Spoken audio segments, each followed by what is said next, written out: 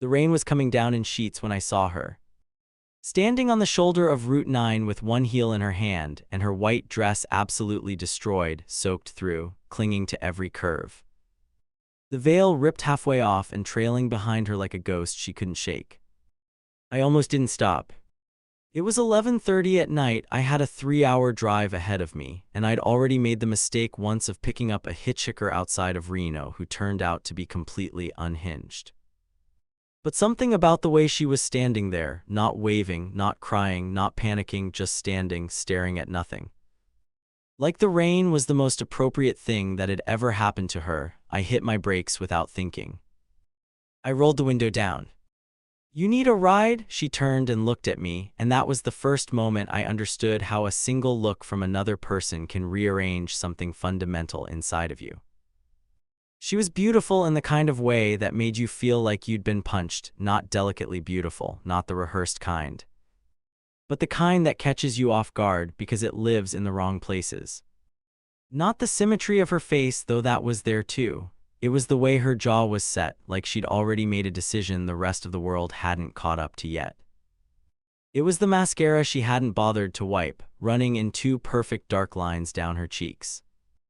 It was her eyes, dark brown, almost black in the headlights, that looked at me with absolutely zero fear and exactly zero gratitude, and something that I can only describe as controlled chaos.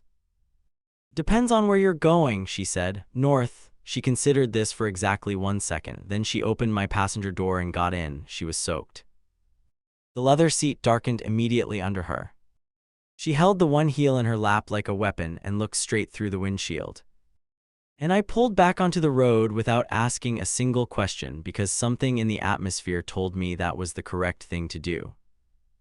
We drove for about 6 minutes in total silence before she said, "I didn't love him."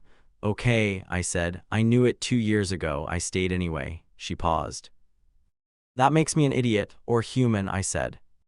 She turned and looked at me then for the first time since getting in, and there was something in it, not attraction yet, nothing as simple as that, but a kind of recognition. Like I'd said the wrong thing and she wasn't sure what to do with it.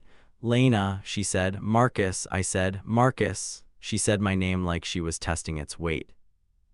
"You always pick up strangers on the side of the road in the middle of the night?" "First time," I admitted. She almost smiled, not quite. "Brave or stupid? Haven't decided yet." That time she did smile, just barely, and it broke something open in the atmosphere of my car that did not fully close again for the rest of the night. I found out gradually the way you find out things about a person when the road is dark and long and there's nothing else to do but talk. She was 28, graphic designer. She'd been with Daniel for 4 years, engaged for 8 months, and she had stood in the back of St. Catherine's Church in her mother's altered wedding dress and listened to the processional music begin and thought with absolute crystal clarity, "I cannot do this. Not I'm nervous, not cold feet." She said the distinction was important. She said it felt like the difference between being afraid of jumping and realizing you're standing at the edge of the wrong cliff entirely. She hadn't cried. She just turned around, walked out the side door, and started walking in her wedding heels on a rain-slick county road until one of them broke. "Where are you going?" I asked. "Like right now." "Where do you actually want to end up?" She thought about it. "I have a friend in Albany, Maya. She's been telling me to leave Daniel for 2 years. She'll be insufferably smug about it and also probably the most comforting person on earth." "Albany's about 2 hours north of where I'm headed," I said. "But I'll take you." She turned to look at me again. "You don't have to do that." "I know, Marcus." Her voice dropped slightly. "Why would you do that?" I kept my eyes on the road. "Honestly, I'm not entirely sure. But you're in a wedding dress on a highway in the rain, and you just made the bravest decision of your life, and the least the universe can do is get you somewhere warm." A long pause. "I'm going to need to borrow your phone charger," she said finally. "Mine's in the church glove box." She leaned forward to get it, and the scent of her hit me, rain and something underneath it, something warm like sandalwood.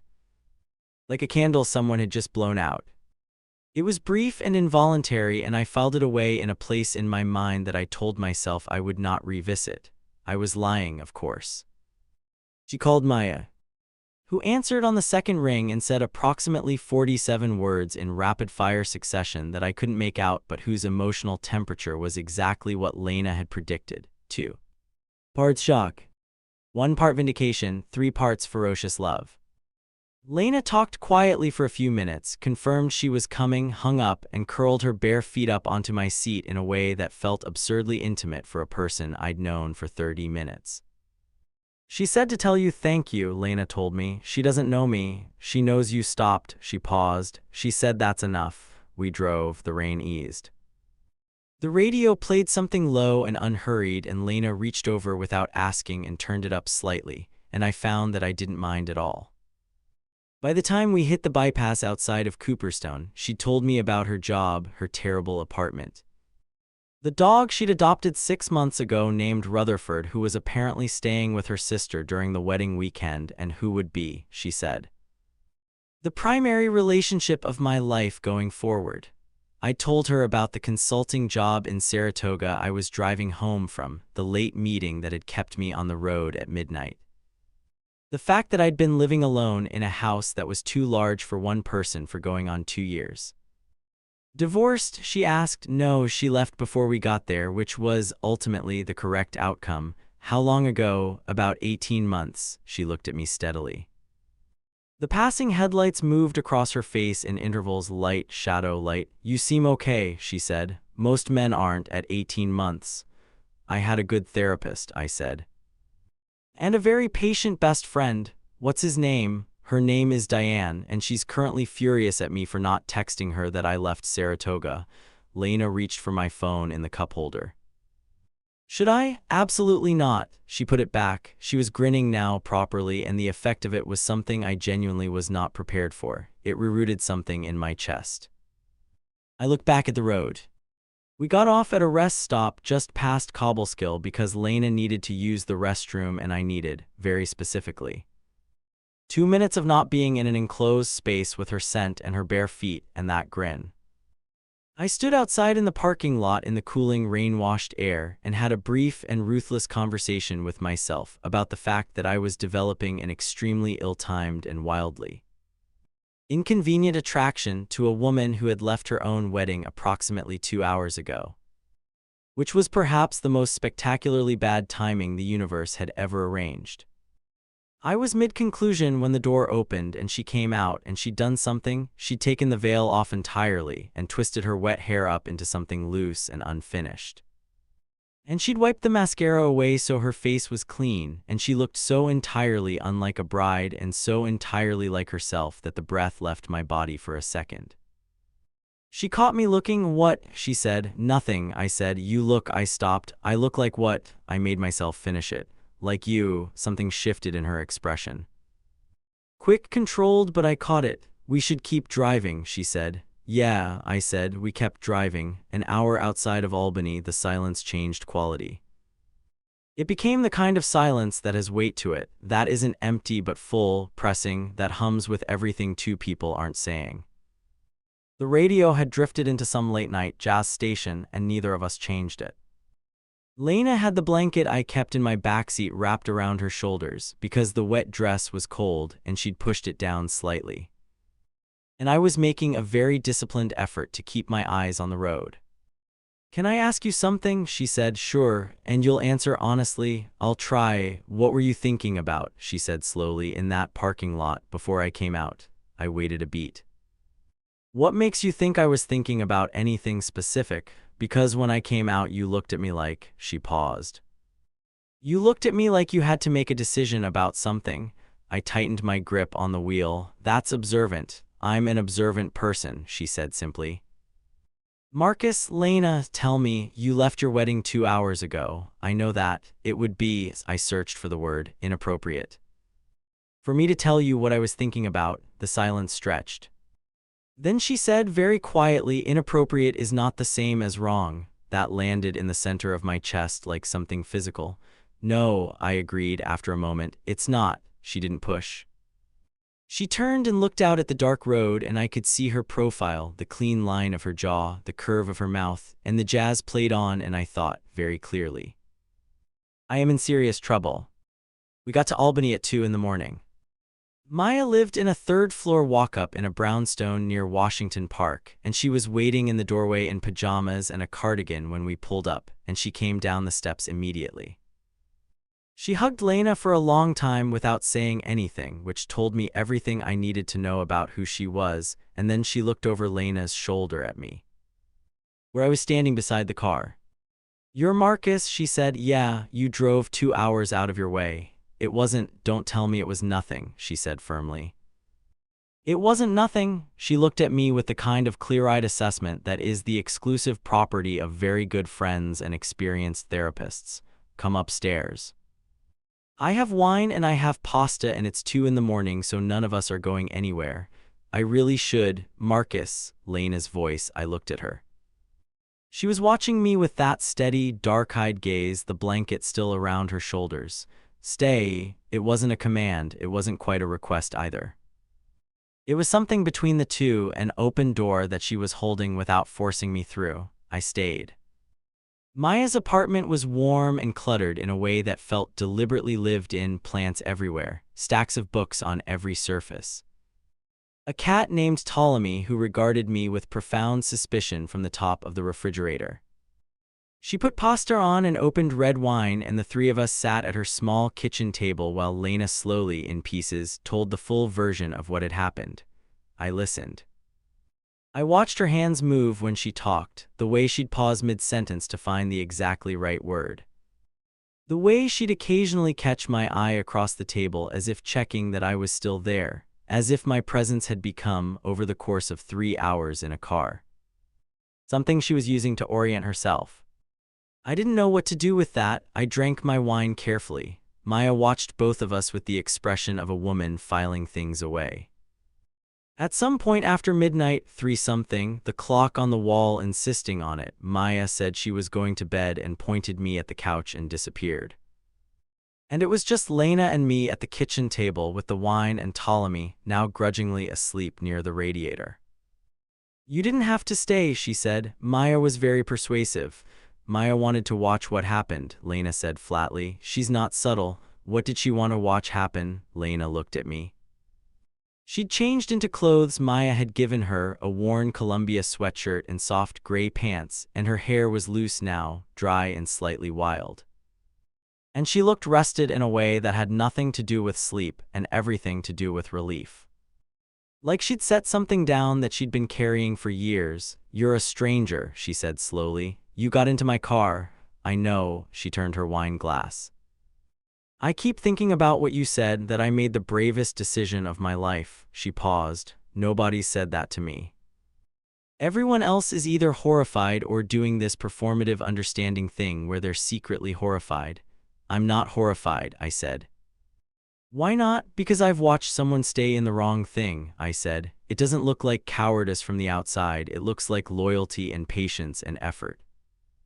It takes a very specific kind of courage to stop." Her eyes didn't move from mine. "You're talking about yourself?" "I'm talking about both of us," I said, 18 months ago. Tonight, something passed across her face, the kind of thing that happens when a person understands they're not alone in a way they expected to remain alone. She looked down at the table. Looked back up. "This is a ridiculous situation," she said softly. "Extremely. I'm in a stranger's, your friend Maya's, sweatshirt at 3 in the morning. Having just made the bravest decision of your life," I said again. She exhaled a short, caught breath, not quite a laugh. "You're going to keep saying that, probably." She was looking at me in a way that was doing damage. I was aware of the distance across the table, the specific measurement of it, the fact that it would take very little to close. "Marcus," she said, and my name in her voice had changed shape again, lower this time, careful, aware of itself. "I know," I said. "You don't know what I was going to say." "I know the general territory," I said. She smiled, and it was rueful and real and the most beautiful thing I'd seen in a long time. "It's terrible timing." "It's objectively the worst timing," I agreed. I know. Would you stop finishing my..." "Lena," she stopped. "Go to sleep," I said. "It's 3 in the morning. You didn't eat enough. You've been through something seismic today. Go to sleep." A pause. "And tomorrow," I held her gaze, "tomorrow I'll still be here." If you want, she looked at me for a long moment, one of those looks that goes too deep for what two people should be doing at 3 in the morning after knowing each other for 4 hours, and then she stood up. And she came around the table and she stopped directly in front of me, and the proximity of her was suddenly enormous. She was close enough that I could see the exact place where her collarbone disappeared under the neck of the sweatshirt, close enough to smell that sandalwood warmth again. "Thank you," she said quietly.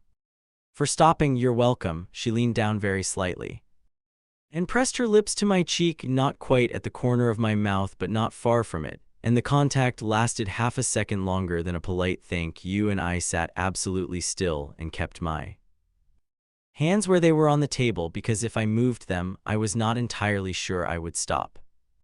She straightened. She didn't step back immediately. "Good night, Marcus," she said. "Good night, Lena." She went to bed. I sat at that table for another 10 minutes before I moved to the couch. Morning came in through Maya's lace curtains in long, pale lines. Ptolemy had migrated sometime in the night and was now inexplicably asleep on my chest. The apartment smelled like old books and coffee beginning to brew. Maya was already in the kitchen when I surfaced, and she handed me a mug without preamble and leaned against the counter and said, So, I said. "She likes you," Maya said. "She's had a complicated 12 hours. She likes you," Maya repeated with the patient emphasis of someone not interested in deflection. "I've known Lena for 11 years. She doesn't look at people the way she was looking at you last night." I drank my coffee. "And you," Maya said, watching me, "are doing this thing where you're being very restrained and sensible because you don't want to be the guy who takes advantage of a woman the night she walks out of her own wedding. That's an accurate summary," I said. "It's also," Maya said, a little bit cowardly. I looked up. "I'm not saying throw yourself at her over breakfast," she said, holding up a hand. "I'm saying don't manage yourself so carefully that you disappear. She's had enough of people managing themselves in her presence. That's half of what was wrong with Daniel." She refilled her coffee and walked away to leave me with that, which was, I thought, a very Maya thing to do. Lena came out at 8:30 in the same borrowed clothes, and she looked rested. And she looked at me the moment she appeared in the kitchen doorway with a kind of directness that made Maya's words feel very immediate. "Hi," she said. "Hi." She got coffee and sat down across from me at the small table, and we did this remarkably ordinary thing of sitting in the morning with coffee and the soft sound of the city outside. And it felt natural was the wrong word. Natural implies effortless. This was more like something earned, something that fit despite having no reason yet to fit, which is a different thing and in some ways more frightening. "I have to call my parents," she said. "Okay, and Daniel, okay, and probably a therapist." She wrapped her hands around her mug. "I have a lot to do." "You do, but I don't want to do any of it in the next 20 minutes, she said. "Then don't," I said. She looked at me. "You're very good at giving me permission to do what I already want to do." "You don't need permission from me." "I know," she said, "but somehow it helps anyway." A pause. "Will you take a walk with me?" Before all of it, Washington Park in the early morning was quiet in that particular way of city parks before the joggers and dog walkers take it over, the light coming at a low angle through the trees. The grass still wet from last night's rain, the air carrying that specific early autumn combination of cooling and something sweet trotting underneath it. We walked along the path at the edge of the water, and Lena had borrowed Maya's sneakers and they were slightly too big, and she didn't seem to care. She told me about Daniel more honestly in the daylight than she had the night before, how she'd loved him genuinely for a while, how that love had become, over time, something more like obligation.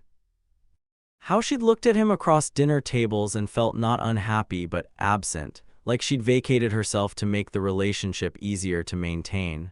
"I stopped wanting things," she said. "Specific things, little things, like I went to this show, a photography exhibit, last year, alone because he didn't want to go. And I stood in front of this one photograph for almost 20 minutes and I felt more alive than I had in months. And I walked home thinking, this is the problem, he doesn't make me feel less alive. But he doesn't make me feel more either, and I don't know how to want less than more." I stopped walking. She took 2 more steps before she realized and turned back. I know how to want less than more, I said. I spent a long time practicing it. I'm not interested in practicing it anymore. She looked at me, standing in the morning light in borrowed sneakers, and I watched her breathe. Marcus, she said. Lena, this is terrifying, she said. I know, I don't know what I'm doing, she said, and her voice had stripped itself of everything careful.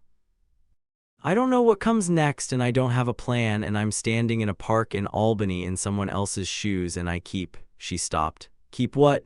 I said. She pressed her lips together. Exhaled, I keep thinking about your cheek, she said quietly. From last night, the air between us shifted. I crossed the 2 steps between us, and I put my hand against her jaw, and I let her see everything in my face that I'd been organizing away since the moment she got in my car. And she looked up at me with those dark eyes wide and undefended, and I said quietly, "Tell me if this is a bad idea." "It's probably a bad idea," she said. "Lena, but I don't care," she whispered. I kissed her. It was not a tentative kiss. It was not polite or gentle or exploratory in the way of 2 people testing something. It was the kind of kiss that admits something, that says, out loud in the language of bodies, "This is what has been true since the moment we were in the same space." Her hand came up and curled into the front of my jacket, and I felt her exhale against my mouth, that small release of held breath, and it undid me more than anything else could have. We stood in Washington Park in the October morning and kissed until a jogger passed close enough to require awareness, and we pulled back, and she pressed her forehead against my jaw. And I put my arms around her and held her there while the city went on indifferently around us. "Okay," she said softly eventually. "Okay," I agreed. I drove back to Saratoga late that afternoon. We exchanged numbers in Maya's hallway while Maya pretended to be occupied with Ptolemy and failing to suppress a smile. Lena walked me to my car. She stood on the sidewalk and I stood at the driver's door, and there was that specific ache that lives in separations that haven't been agreed to be permanent. "This doesn't have to be something," she said. "I need you to know that I'm not going to." She shook her head. "I have a lot to figure out. My whole life just..." "Lena," I looked at her. "I know what this is." "What is it?" "I don't know yet," I said. "But I know it's something." She laughed, and it was the fullest I'd heard it, and she stepped forward and hugged me, pressing her face briefly into my neck. And then stepped back and crossed her arms and watched me get in the car with an expression I have thought about approximately every day since. The first phone call came 4 days later. It was 11 at night, and she said she'd been thinking about the photography exhibit and whether I'd ever been, and I said I hadn't, and she said she was going back this weekend with or without me, and I said without her seemed like a waste, and she said that was not a very direct answer, and I said I'd pick her up Saturday at noon. The second and third and 15th calls blurred into a pattern that felt nothing like the careful distance I'd practiced for 18 months. She called when she was frustrated or elated or confused or just wanting a voice, and I called for the same reasons, and we talked the way people talk when they've decided without formally deciding. To let someone into the unguarded parts. She came to Saratoga the weekend after the photography exhibit. The house was too big for one person, and she walked through it slowly and didn't say that, but she picked up a book from my shelf and looked at it and put it back and looked at me and smiled. We went to dinner at a place by the river, and the couple at the next table kept glancing over, and I realized, at some point, that we were sitting very close and that our voices had gone quiet in the way they do when 2 people have forgotten to perform for any audience. She had wine and I had whatever I was supposed to be having, and at some point her knee was against mine under the table and neither of us moved. Walking back along the river, she took my hand. It was simple. It was as simple as anything I've described, and more meaningful than most of it. Back at the house, she'd brought a bag, and Maya's guest room was a standing offer, but we both knew by now with quiet certainty that wasn't what this was. We stood in the kitchen, and she looked at me over the rim of her glass with that direct, dark-eyed gaze, and I set my glass down. "Lena, Marcus," her voice low, almost soft. "I want to be very clear about what I want," I said.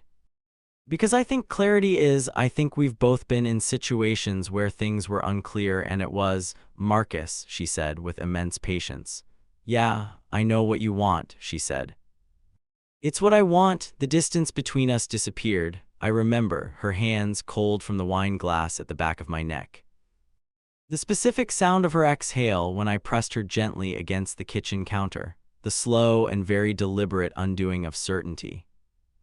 The way time changed quality, stopped moving in the normal increments and became instead a series of charged, specific moments strung together.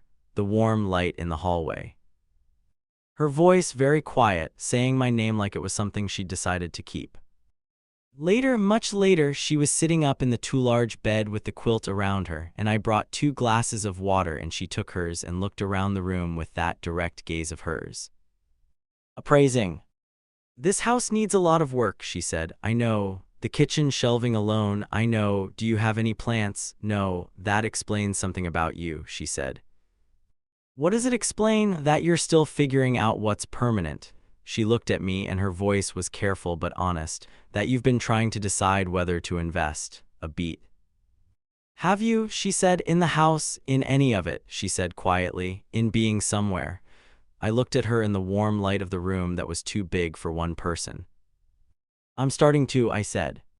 She held my gaze for a long moment, and then she settled back against the pillow and closed her eyes.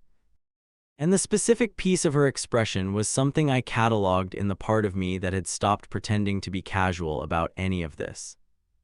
There were complications, of course there were. There are always complications. Daniel called her twice. The first time she didn't answer.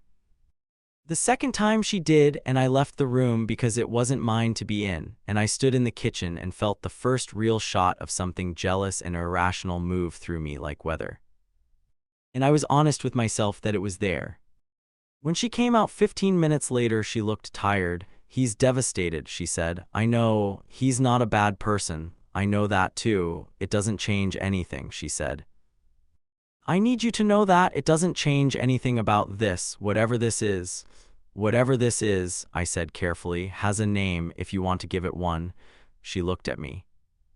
Is that what you want? I want what you want, I said. But I also want to be honest. I'm past the point where I can do this as an undefined thing. I'm too far into this to pretend I'm fine with, I searched, with the ambiguity, with being a person who exists in the margins of someone's life. Her expression shifted. You are not in the margins, she said, quietly and firmly. You have never been in the margins. She crossed the kitchen and stood in front of me. I left my wedding in the rain in a broken shoe and got into a car with a stranger because something inside me knew the difference between the right thing and the correct thing. I know the difference, Marcus. She held my gaze. You are the right thing. I kissed her there in the kitchen, which felt like the only appropriate response. Her mother didn't speak to her for 3 weeks. Her father called me once, got Maya's number wrong, and left a very confused voicemail on Maya's phone instead, which Maya played for us on speakerphone and which remains to this day one of the finest pieces of accidental comedy I've encountered. Daniel's sister, who had been one of Lena's bridesmaids and apparently her closer friend, texted her something so cruel I watched Lena's face change while she read it. Going very still in the way of someone deciding not to react rather than someone who isn't affected. She put the phone down and looked at me. People protect their people, I said. I was her people too, she said. And her voice didn't break, but it carried the specific weight of something true and painful. I moved her chair closer to mine and didn't say anything useful, which I'd learned by then was sometimes the most useful thing. Her mother came around at 6 weeks. Lena flew down for a weekend without me and came back with her mother's cautious, grudging acknowledgement that she seemed, if not happy in any way her mother could endorse, at least like herself. Lena stood in my hallway with her suitcase and said, "She says you sound too calm on the phone. She thinks calm men are hiding something. What did you tell her?" I told her you're annoyingly calm and it's actually the thing I find most aggravating and most reassuring about you. Simultaneously, that's very accurate, I said. I told her you have no plants and a too big house and that I'm helping you fix both. I looked at her. Is that, she tilted her head, is that okay that Lena, I picked up her suitcase. There are 2 new succulents on the kitchen windowsill that I bought because you said having no plants explained something about me. She stared at me for a second. Then she walked into the kitchen and stood in front of the windowsill and looked at the two small succulents which were, I'll be honest, in modest condition but present. She laughed. And then she was crying a little, which neither of us had predicted, and she pressed her hand over her eyes and shook her head. "This is so stupid," she said. "It's two plants," I said.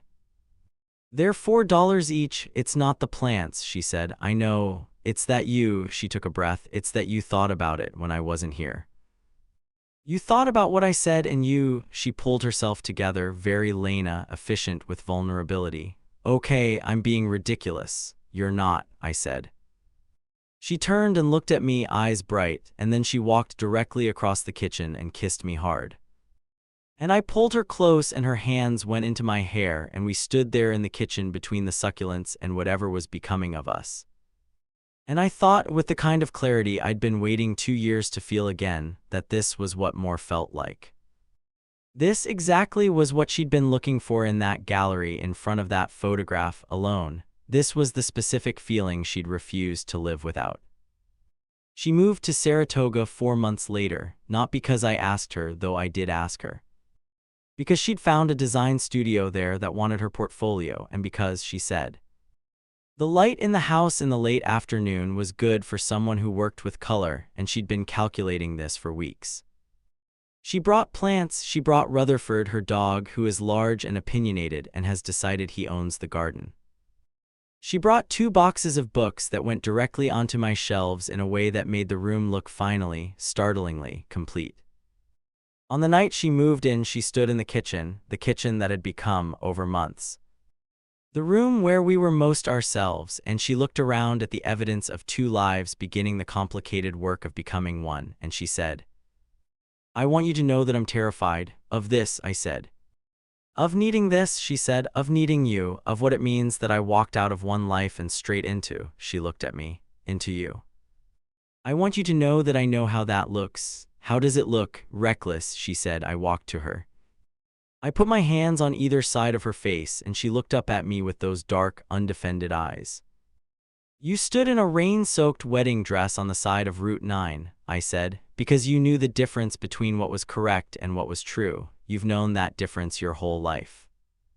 "That's not recklessness." I held her gaze. "That's the most unreckless thing I've ever seen." She closed her eyes for a moment. "I love you," she said, quiet, certain. Like a decision she'd been building toward for months, the weight of it settled in my chest like something that had been waiting for exactly that shape. "I love you," I said. Rutherford nudged his enormous head between us with aristocratic impatience, and Lena burst out laughing, and I pulled her in, her laughter against my neck, her hands in my jacket. And outside the kitchen window, the succulents were doing fine, and the afternoon light was exactly as good as she'd calculated it would be. And the house was not too large anymore for the people standing in it.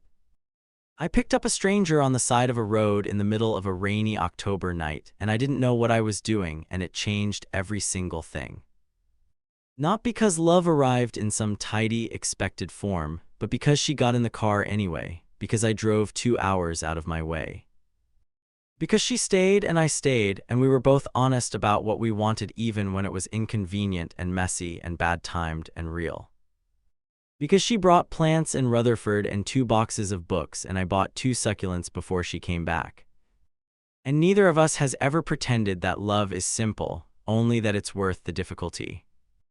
The bravest thing you can do in love is not the grand gesture, it's the quiet one. It's getting in the car, it's being honest at 3 in the morning, it's buying 2 plants. It's saying I love you like you mean it, without the safety net of ambiguity to fall back on. She stopped for the right thing instead of the correct thing. And it turned out the right thing was also me, standing on a highway in the rain without knowing it, which makes me wonder how many of us are still choosing the correct thing. The safe thing, the expected thing, the thing that looks right from the outside but rings quiet and hollow when you stand at the edge of it. What would you do if you had the courage to choose the right thing instead?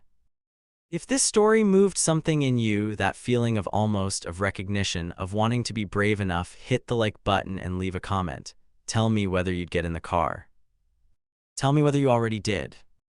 And if you're new here, subscribe and stay because there are more stories where this one came from, and every single one of them is about the moment someone decided they deserved more.